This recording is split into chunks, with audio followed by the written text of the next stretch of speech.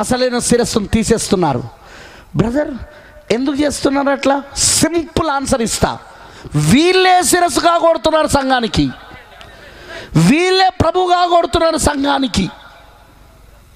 ప్రభువుల వలె వీళ్ళే సంఘాన్ని కలుగుండి నేను చెప్పింది వినండి, మేము చెప్పేది వినండి అని చెప్తున్నారు. కానీ ప్రవక్త చెప్పింది వినండి అని అంటలేరు.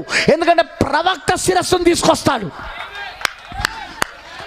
ప్రవక్త శిరస్సును తీసుకొస్తాడు, ప్రవక్త క్రీస్తుని తీసుకొస్తాడు. నువ్వు ఏ తరానికి వెళ్ళినా చూసినా, ఇంతకుముందు వచ్చిన తరాలన్నింటిలో బైబిల్లో ఏ తరానికి వెళ్ళి చూసినా, ఏ ప్రవక్త జీవితాన్ని చూసినా, ఏ ప్రవక్త పరిచయం చూసినా మీరు ఏం చూస్తారో తెలుసా? ఆ తరంలో ఆయన క్రీస్తుని తీసుకొచ్చారు, వాళ్ళు శిరస్సును తీసుకొచ్చారు ఆ కాలంలో సంఘంలో. మరి ఇప్పుడు మన కాలానికి కూడా ఈ ప్రవక్త ఏం తీసుకొచ్చాడు? శిరస్సును తీసుకొచ్చాడు. ఈ ప్రవక్త తీసుకొచ్చింది అంటే శిరస్సుని పట్టుకున్నారా మీరు నేను చెప్పింది? ఈ ప్రవక్త శిరస్సును తీసుకొచ్చాడు. ఎందుకు? ఈ శిరస్సే సంఘానికి శిరస్సు అయి ఉన్నది కాబట్టి, సంఘం అనే శరీరానికి ఈ శిరస్సు అయి ఉన్నది కాబట్టి దాన్ని తీసేయడమే క్రీస్తు విరోధ పని. దాన్ని తీసేయడమే క్రీస్తు విరోధ పని. శిరస్సు దగ్గరికి నడిపించడమే ప్రవక్త పని. శిరస్సు ఎవరంటే క్రీస్తు. సంఘమును శిరస్సు దగ్గరికి నడిపించాలి. అమనంటారా?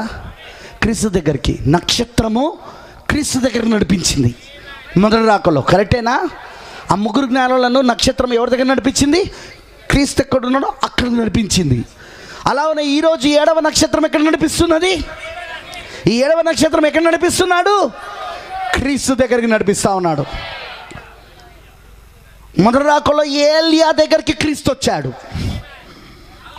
ఏలియా క్రీస్తును ప్రకటించాడు. ఏలియా క్రీస్తును ప్రపంచానికి పరిచయం చేశాడు. ఏలియా మెస్సాయాను ప్రపంచానికి పరిచయం చేశాడు. ఆయనే బాప్తిస్మం ఇచ్చే యోహాను. ఇప్పుడు 2వ రాకడలో మళ్ళీ ఏలియా దగ్గరికి క్రీస్తు వచ్చాడు. మళ్ళీ ఏలియా వచ్చి ఇదిగో 2వ రాకడలో వచ్చిన ఈ క్రీస్తును ప్రకటించాడు ఆయన.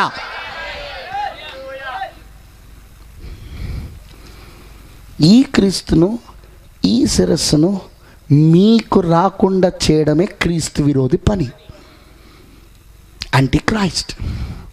అందుకే వాడు ఆ బోధ తప్పు, అది వినకండి, యూట్యూబ్లో మార్పాస్టర్ ప్రసంగాలు వినకండి, ఆయనకు నేనంటే పడదు. నువ్వంటే కాదు, నువ్వు బోధ అంటే పడదు, నువ్వు చెప్పే తప్పుడు బోధలు పడవు నాకు, నువ్వు చెప్పే కల్పిషేర్పడి బోధలు పడవు నాకు.